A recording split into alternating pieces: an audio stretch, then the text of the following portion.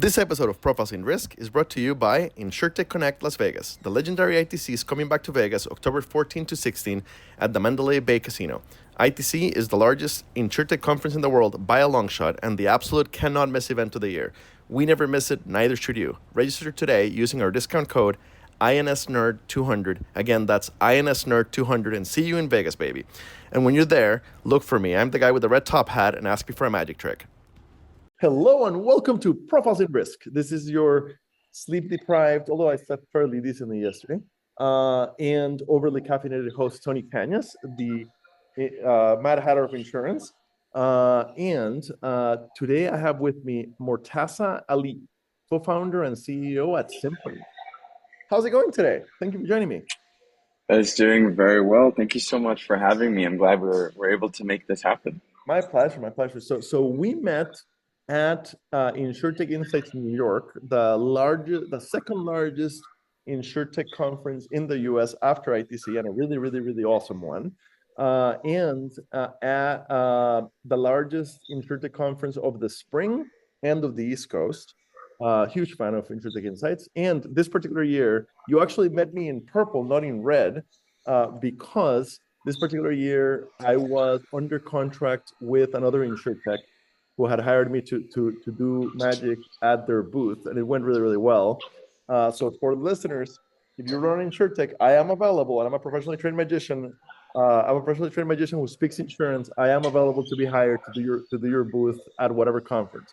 So normally break the ice with the weather. So you are from Atlanta, if I understand correctly. Went to Georgia Tech. I am in Atlanta myself. Atlanta has been hot, no surprise, with the summer, right? So it's been like 90, like 87 to 90 and humid. And, you know, the usual summer storms. You are out in LA. So July 8th, we are recording. What is LA like right now? I'm assuming beautiful. You're right. It is beautiful, and I feel like folks who live out in LA shouldn't really talk about the weather too much because it feels like we're rubbing it into others. So I won't say too much about it, but it's really nice. I'm enjoying it. Great summer. I love rubbing it in. After for 10, well, number one, I'm from Costa Rica originally, and Costa Rica has perfect weather. In the city of San Jose, it's 65 to 75 all year round. According to National Geographic, there's a little town called Atenas, just outside of San Jose, up in the mountain, which according to National Geographic has the perfect climate for human existence. And we don't really have seasons, right? And I gave up all of that to live in the States, and I lived in the Midwest for 10 years. So after paying my dues with 10 west of crappy Iowa winters and 3 years of crappy Ohio winters, I feel like I have earned the right. So whenever it's like January or February and it's nice in Atlanta, I'm sending screenshots to all my Midwestern friends and family of the weather. Okay. You've earned it. You've earned it. I see. You've paid your dues. I paid my dues, yes. Now, you grew up in Atlanta and you live in LA now. Yeah, you haven't earned the right. I don't think so. I don't think so. I mean, Atlanta is hot Atlanta for a reason. Can be very muggy and crazy during the summer. I moved around a little bit, so I was in New York for a bit, for a couple of years at a company called Tractable, which again maybe you guys are familiar with. And then very recently moved out here after a short stint in the Bay Area. So I haven't really paid my dues. You're right. So we always give the chance to give the elevator pitch. Oh, and I forgot to say, I'm pitching the first in a triple header today. So I'm recording 3 podcasts today, and then tomorrow morning heading to LA for IBA Future Fest and for my first trip ever to the Magic Castle. So super excited about that. Murtaza, we always give the guest the chance to give the elevator pitch. What is Symphony? Let's do it. Before I jump into that, again, I want to thank you for bringing me on. Where we met, I think, was really interesting. We were just coming off of a panel that was a very interesting topic, so I'm sure we'll touch on it a little bit. But just the whole idea of, the talent, the future of work. How do we upskill folks more effectively? But anyways, we'll dive into that more, I'm sure, on our talk. But Symphony, we use voice AI to build out role plays to help train up insurance reps. That's as simple as it is. So the best example that I can think of that we're doing live today is you've got carriers who are hiring thousands of claims adjusters, especially like the big guys. And some of them are coming with no claims experience, with no insurance experience. And so you put them through a lot of structured training. Um, this could be mainly a lot of classroom setting. A lot of people are doing it virtually. Some folks are doing it in person. Um, and it's here's some concepts, sit in a classroom. There's a little bit of role playing, but even that is very challenging to do, just because you need trainers, you need supervisors to actually do proper role plays.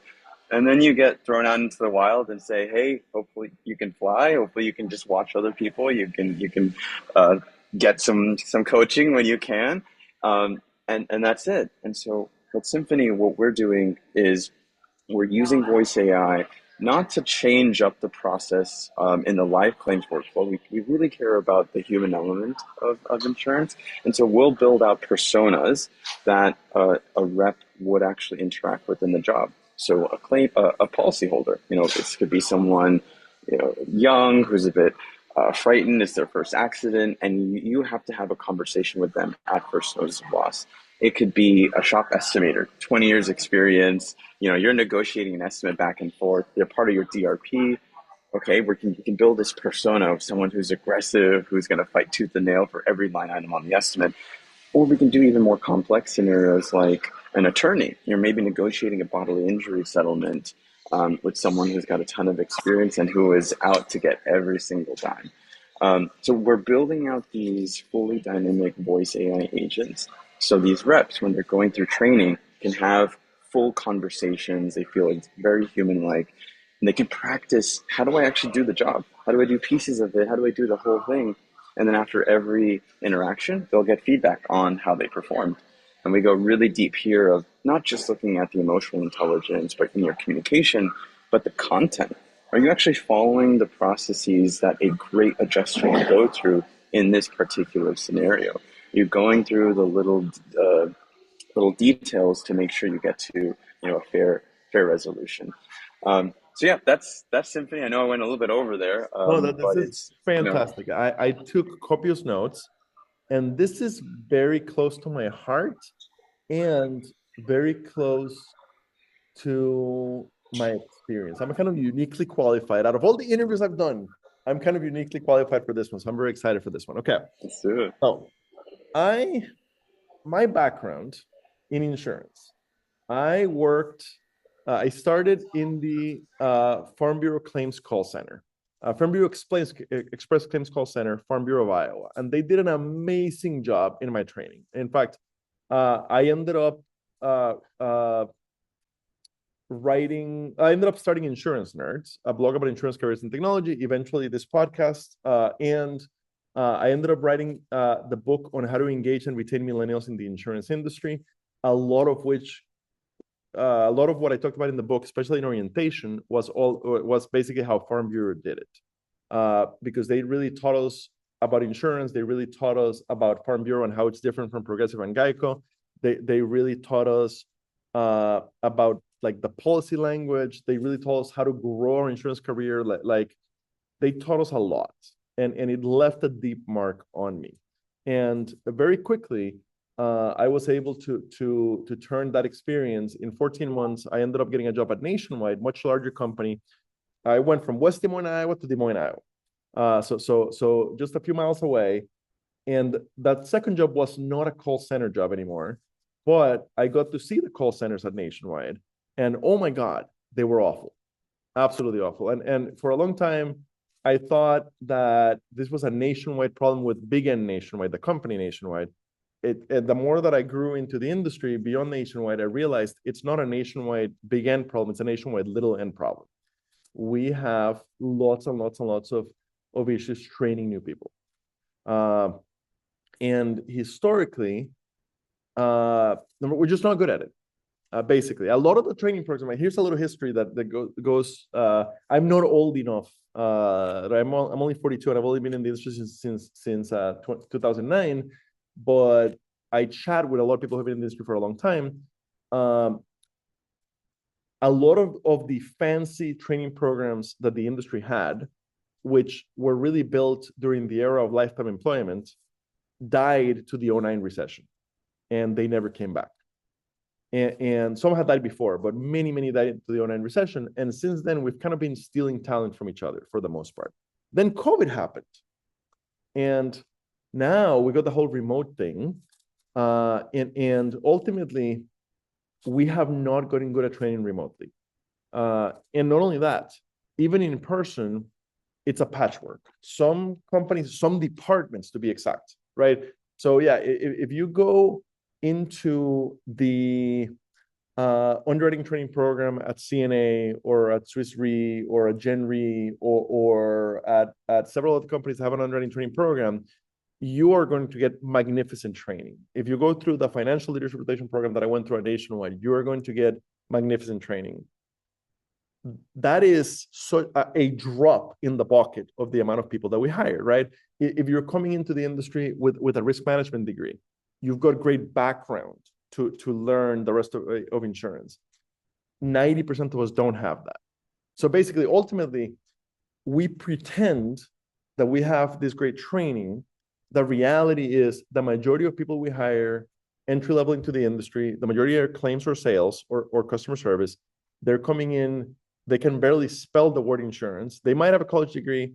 They probably have a college degree in the carrier side, not so much in the agency side, but that college degree might be in business. It might be in history, English, philosophy, anthropology, you name it. They have no background in insurance. Even the business majors have no background in insurance because even the few schools that have a risk management major and that have risk management RMI 101, it's not a mandatory class for anybody other than RMI majors.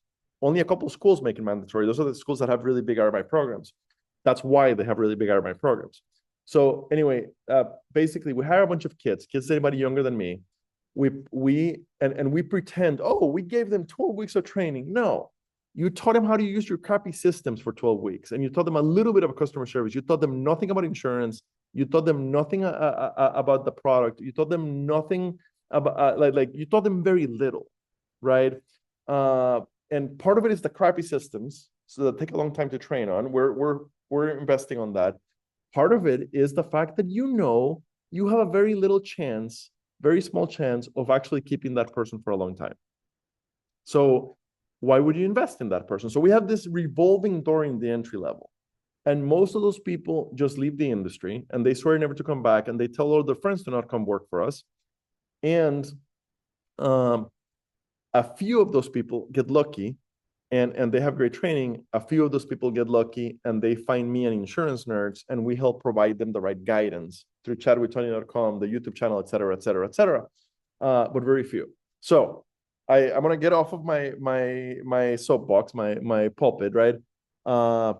And say anything that helps us really train the people we bring in is more than welcome, right? So, and voice training, amazing, absolutely amazing. Any role playing that is compliant, right? That any role playing slash audit slash anything that overhears my calls. The call is being recorded for training purposes, right? Generally, historically, that has meant that my manager is going to grab a couple of calls per person a month and then beat me over the head with a phone book, metaphorically speaking, if I did something wrong. We need the opposite.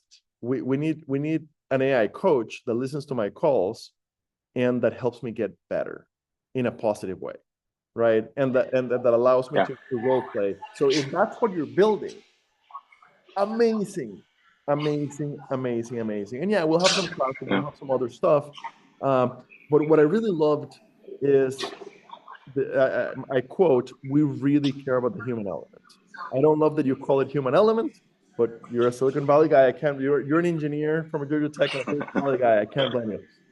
But yes, if you really care about the meat bag, that is that is providing the service and is W2 employed by the insurance company, I'm a big fan of you to begin with, right? Yeah. How we do it, amazing. The fact, by the way, the fact that you're looking at both the content to make sure that it is correct and compliant, but also and that they're sticking to the process, but also the emotional intelligence of the call, amazing.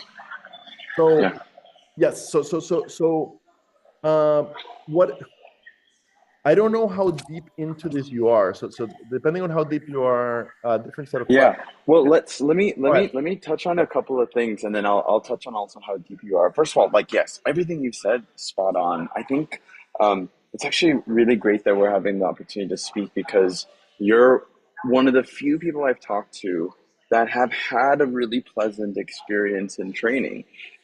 I mean, the more experienced folks that we get to talk to, they It's look rare. back and they say, yeah, it's rare, but they look back and they say, no, I remember when I did training, I remember um, how much support I got, like in learning the content, but most importantly, in actually doing the job in a safe environment.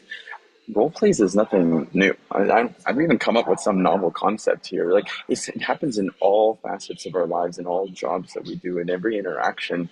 I mean, think about if you're getting hired for a BD role, you're gonna do some sort of role play in your interview of just like, hey, pitch me the product. So we're not. I don't think we're doing anything novel here. Just the way we stumbled upon this idea, maybe just to give a little bit of context there too, is my co-founder Shobit, brilliant engineer. He's been focusing on voice AI for the past 2 years, even before a lot of these models, came out. And so when we got together to start working on Symphony, we were really excited by this potential of voice AI. Didn't know where we would use it because, again, with this type of generative AI technology, you have to be really careful about driving real value and not just a fun use case. But I mentioned before, I used to work at a company called Tractable Computer Vision for the automotive space, and we spent a lot of time selling to auto insurers. And so I built up a decent network of folks within this space. And so we took this idea of voice AI in a couple use cases, and we just started talking to insurers because I do see a tremendous amount of opportunity, within the space. And we balance the what is a big need, but that's also easy to get started with. This is a really important part that I'll touch on. And so obviously we've highlighted the big need of training, of just it's hard to attract new talent, hard to keep talent. We have talent who's leaving, they're retiring. So how do we do the knowledge transfer? We'll touch on all this. The getting moving fast is also really important because when we do something with training, which we don't touch any PII, so it's a lot easier. We can get through infosec and legal. It's all internal facing. It's all about supporting your own people. And so for us, we kind of got this light bulb moment of let's start here. Now, to touch a little bit upon how far we are, we're working with a few of the top 10 PNC carriers today, working with a few TPAs. So in a short amount of time, I think when we started talking, when we started talking to these carriers, I think it all clicked for them because they realized, wait, yeah, this is a tool that makes a lot of sense. Like we want to support our staff. Um, there's a ton of points that we can go into, but one other piece that I'll just touch on, and I'll throw it back to you, Tony, is you you mentioned this idea of there used to be a lot of support and training. Now we don't want to invest so much. I'm not speaking for like maybe I don't want to invest so much time and energy because if they get really good, they might leave. Well, with a tool like this, you start to provide that level of support of basically having a supervisor with you all the time at a fraction of what it would cost you to have an army of trainers, an army of supervisors. So now it becomes a little bit of a competitive advantage almost of, well, I can now offer that level of support and training for everyone that comes in, but I'm also not spending the amount of money that's needed how I used to do it in the past.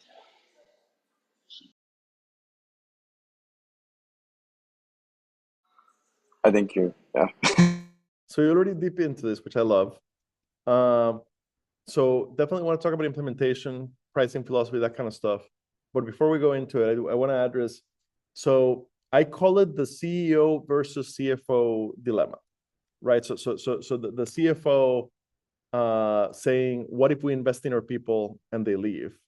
And the CEO saying, what if we don't and they stay?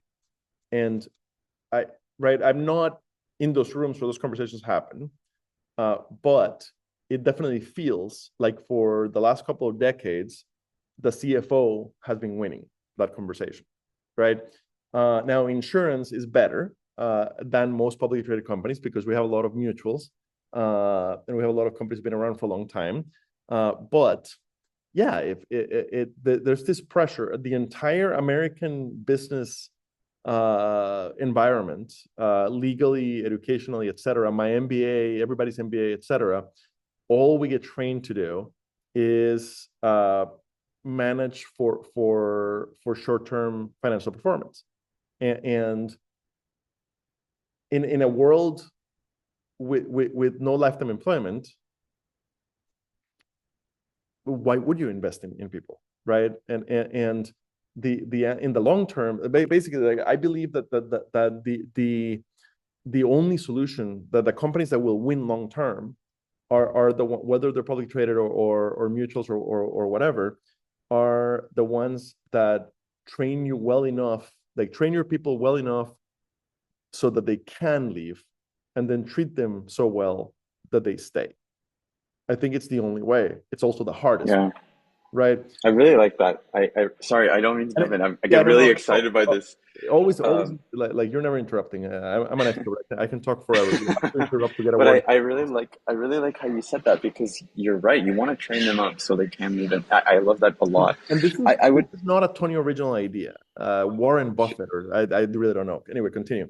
yeah, but I I also think that when you support someone um, through coaching, through training, and then there's other structural pieces. I mean, I'm not going to say Symphony solves that, but there's a lot of organizational structural pieces within each of these companies that have to also support someone's growth and development. Mhm. I think a Symphony is a piece of that puzzle. Um, but another lens that we get really excited about is everyone's talking about AI. Everyone's saying AI is going to automate away all of these jobs. Look, I'm a big believer in AI. Obviously, we use AI in our products. I don't believe that it's going to get to a place where it just fully automates everything. But I think there are going to be key tasks that can get automated. So now when we think about, how do you support someone? And if you are leadership, you need to think about the new folks that I bring to my business and I train them up. I want to train them up using this type of technology. I want them from the get-go to be really comfortable, really familiar with AI, these different tools, so that as they progress in their career, as more technology gets fed in, they're already familiar with it. It's not a novel concept because I've seen deployments, whether it's previous companies that I've worked at or just other companies I see now, where they've got really cool tech, but ultimately you can't adopt because folks just they're not truly embracing it. And so this is another path where from the get-go, as you hire brand new folks, you're training them alongside this type of technology. You're just hiring and keeping more tech savvy folks. And that, as you think about that transition in the future, you need to make sure your people adopt it. You need to make sure they're kind of on that wave.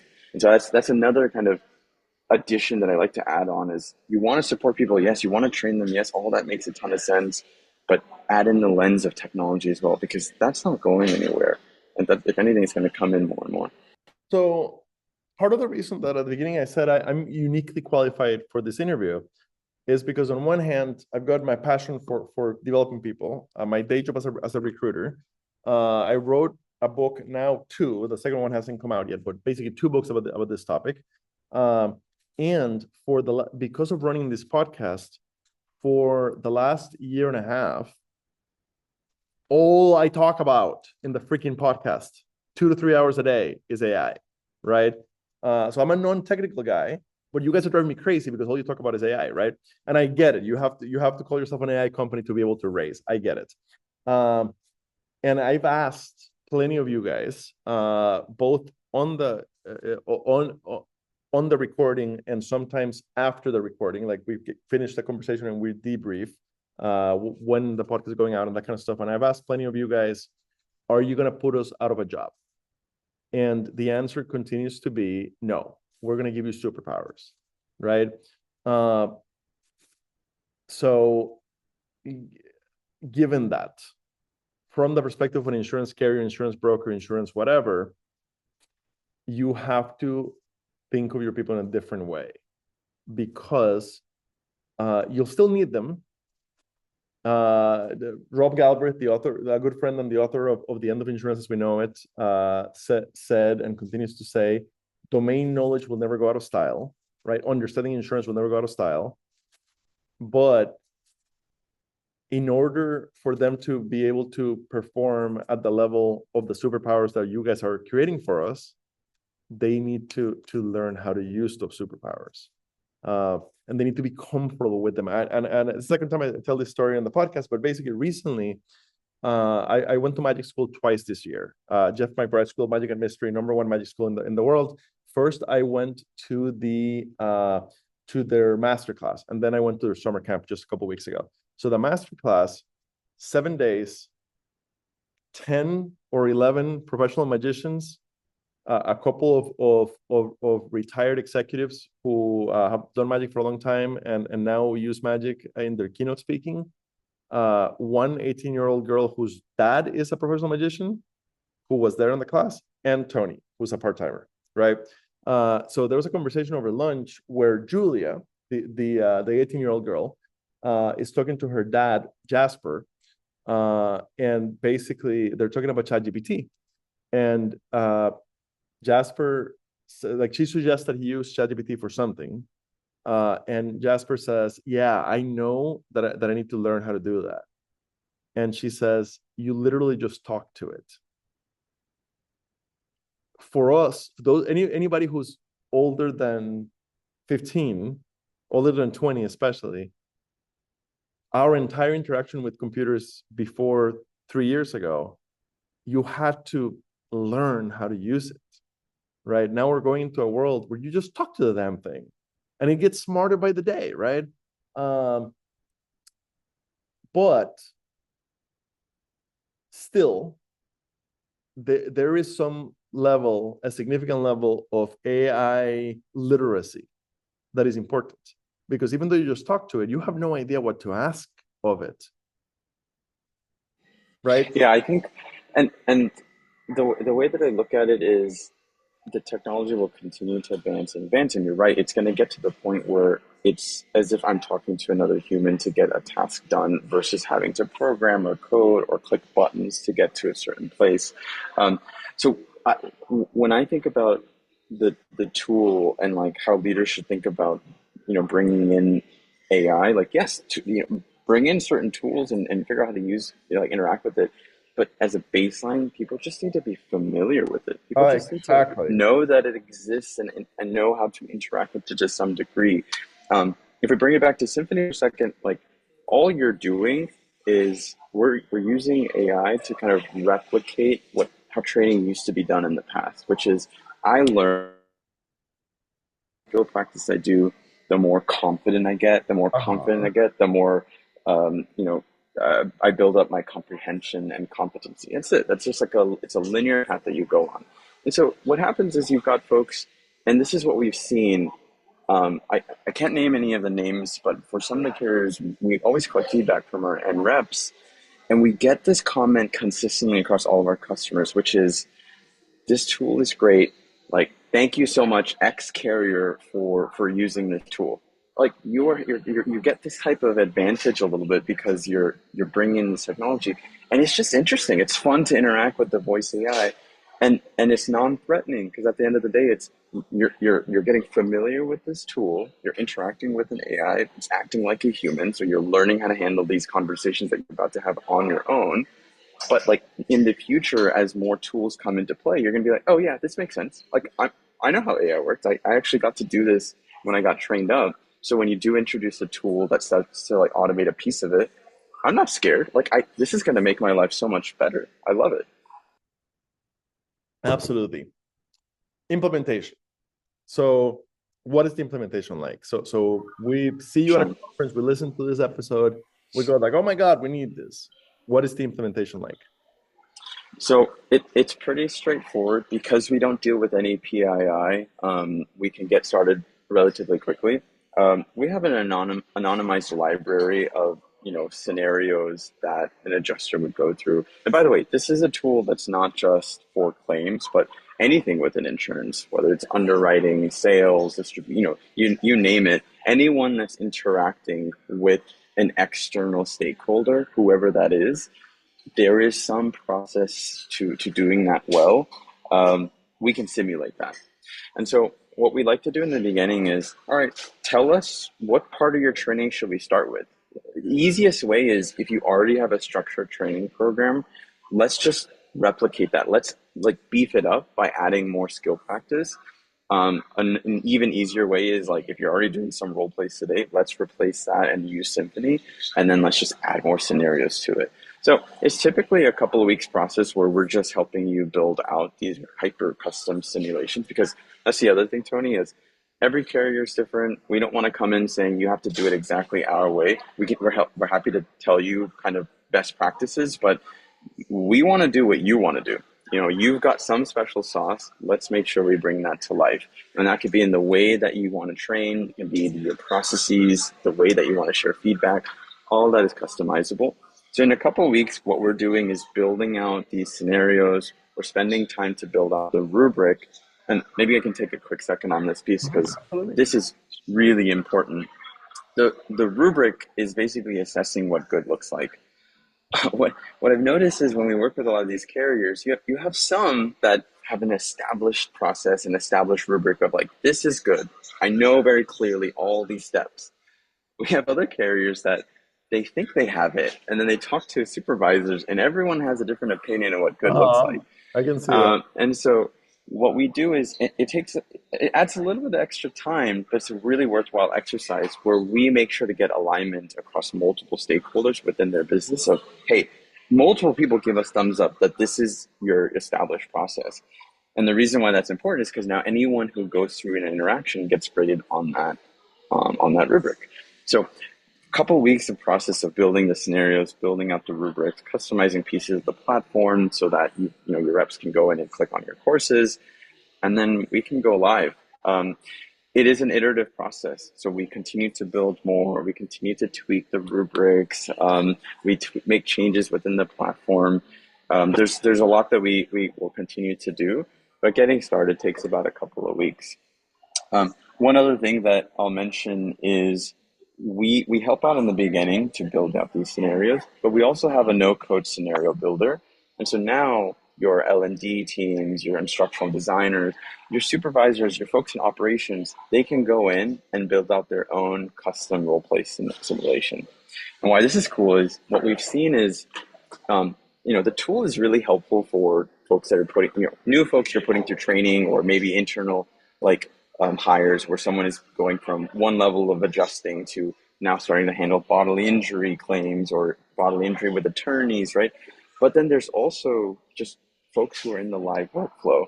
And so what we've seen is supervisors will go into this no-code scenario builder and they'll say, okay, you know what? I had Tony handle this really interesting call.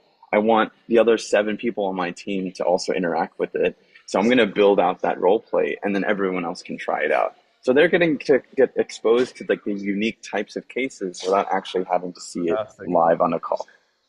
Fantastic. What is the pricing philosophy like? Pricing philosophy here is we basically say, hey, tell us the number of people that want to go in to use the platform, and it's all you can eat. Like we don't limit by usage. We think that's counterintuitive to this. The beauty of the tool is when you can go in and practice, because that's where you build up competency. So it really just comes down to how many folks are going to be going into the platform, and then we have tiers based on that. Fantastic. Fantastic. What are the clients saying? What's the feedback that you're getting back? Yeah, so there's feedback, and then there's also the actual performance. So let's talk on the feedback itself. really positive. I mean, you've got different levels, right? You've got the reps themselves who are going to the platform. You've got your trainers and supervisors who are using the reporting dashboard to now supplement their process in coaching these reps. And then you have leadership. The reps themselves, we would, I think, generally speaking, 92% like give us like a strongly agree rating or strongly Fantastic. positive rating, because again, it's new, it's solving a pain point that they've had. I'm not gonna lie, you're gonna have a very small percentage of folks who just don't like AI. Uh-huh. We're not gonna change them. Like I wish, but that's not we're not gonna be able to. Pretty fine, yeah. Um, and so we have some comments come back saying like, "Is this the Terminator?" Like I don't like it. Like it's just like crazy things we'll hear. Uh-huh. But generally, it's been really positive. If you think about the supervisors and trainers, they really like getting structured feedback now to them to say, hey, for the 8 people in my team that I'm training up or on my on the floor with, I know very clearly who needs help, but where they need help. Here's the examples of where they've made mistakes and how I should coach them. Like it just makes their lives a little bit easier because I know supervisors are getting crushed. There's a ton that they have to do. The last thing that they want to do is like go in, listen to random calls and do feedback. So we Uh-huh. try to make that as easy as we can by giving the feedback proactively to the rep and then to the supervisor to say, hey, like when you do talk to them next, which you will because in your job you will do it all times, just Uh-huh. mention these pieces. And then leadership really likes the view because you start to see trends of just how has training improved actual performance. When I tweak training or when I add more skill practice or when I shorten the class or if I increase or decrease the number of trainers, you can start to see over time just what the impact looks like to the overall like, satisfaction and the performance. So that's one piece of it on the feedback. On the performance itself, ultimately, or when you think about the value, ultimately you think about one, can training be more effective? Can I do it with less people, or can I do it just more efficiently or faster? And then two, how does the actual performance in the role look like? So, in the first piece, what we're seeing now is you need you don't need the same number of trainers. You don't have to pull so many people from the live workflow to help with training. You see like a 20 to 25% bump in efficiency performance there. And then in the live workflow itself, the big metrics are, speed of claim handling and then accuracy. And so on both of these metrics, when you look at someone who's just been brand new, complete, like newly trained, there's like a 23% improvement in their performance, which means like a kind of a bundled stat here looking at faster claim processing, fewer escalations, means that a supervisor actually has to come in and support that rep on a claim. So they're just set up to succeed a lot faster. That is fantastic. So you're only a year in. What is in the so we're recording July of 2025. This will probably go live in August. Uh, what is coming in the future of Symphony that you can already talk about? What's on the development pipeline that you're excited about? I think there are a couple of things. Look, for us, we want to continue just to focus within insurance. I think Fantastic. there's so much opportunity. I think like I meet folks like you who are just so passionate about it, and there are a lot of folks like this. And I think there's a generation that doesn't really know about Uh, insurance. I mean, um, like I'm preaching to the choir here. So yeah, I think there's just a way to bring in really great, like excited talent to shape them up and I don't know, be a part of this like really incredible industry. So we want to focus on insurance. Our goal is to continue to just to kind of work within the insurance space. In terms of the product, we're talking. Our core platform is built on this training the training solution. Some of the things that we've already built out and that we're going to be rolling out is taking pieces of that into the live workflow. So a really simple example is, let's say, I'm a rep, you're a policyholder, we're having a conversation.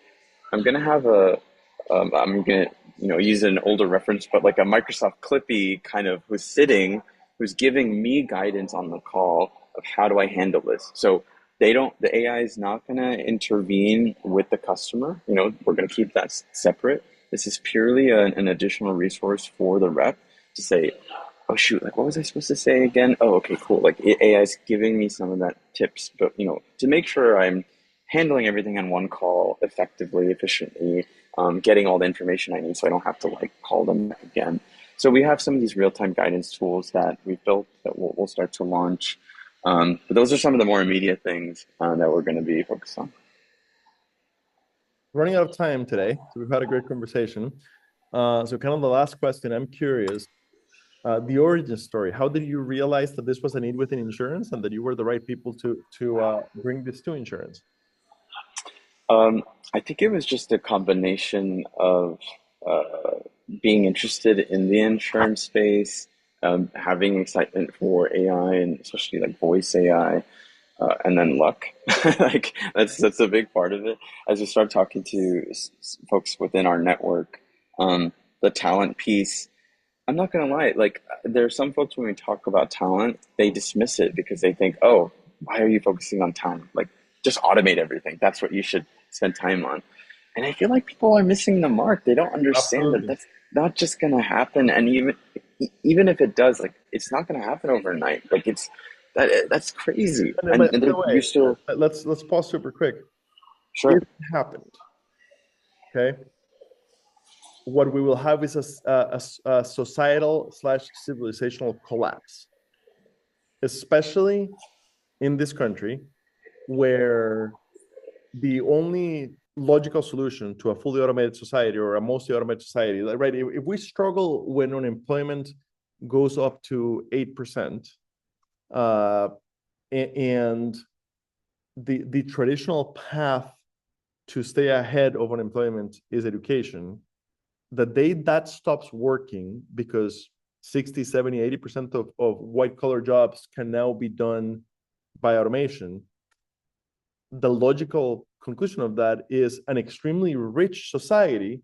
with extreme inequality, right? We're talking about 20 people owning 99.9% of the country's wealth.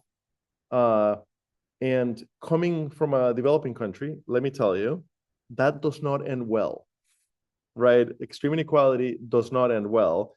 And the only plausible solution is guaranteed minimum income. What's it called? UBI, Universal Basic Income. And in this country, a lot of the voters, that sounds like communism. It's going to be extremely hard to pass those laws. So believe me, you don't want to even if you are an entrepreneur, even if you are the one out of 1,000 that hits it out of the park and becomes a billionaire, you're gonna have to go hide in New Zealand with your money, No, right? I agree. So I like agree. no, like let's hope to God that we don't automate everybody away. Yeah, 1,000%. And like that's why you see like all these folks focusing on this, and I'm like, that's not that's not where we need to be spending time on. Like again, I know you don't like the human element piece. It's a very like Silicon Valley piece, but like that, No, no, that's and I what get it. life is, I and see like you guys literally every day, so I'm used to so the verbiage, and I have an MBA that like I worked in the business world for 15 years, human resources, right? That like they're all very dehumanizing terms, but that's fine. Like it's perfectly fine. Uh, but I do think we're very much on the same page, which is what you guys are building is superpowers, not getting rid of people. Uh, and uh, if we manage it well, both at the society and the company and the industry levels, uh, what we should end up with is a much more productive workforce that is also happier, that stays for longer. Like we can create a utopia, right? And we definitely have to. Like we have a couple minutes left, so I'll let you get the last couple words in. But a real pleasure. This has been a no, conversation. again, Tony, thank you so much for bringing me on. It was really fun meeting you, especially because the talk that we were listening to was about this topic. So it was just super relevant. Um, yeah, thank you for the opportunity, and love to hear that your background, especially. I think it was really unique to this conversation. So loved your questioning. And yeah, I'll be around. I'm trying to Uh, hit up these conferences. So if I can Look meet folks forward if you're to, yeah, interested, yeah, come say hi at ITC and whatever other conference we happen to run into each other at. Look forward to see you guys continue to grow, and look forward to having the podcast. In fact, what I always say when somebody comes in with a cool idea is I'd love to have you back in a year or two with a client and have them yeah, talk about how the system has changed and have them talk about how it's made a huge difference for them. Thank absolutely. you so much I for your love time that. today. Stay on the line for just a moment.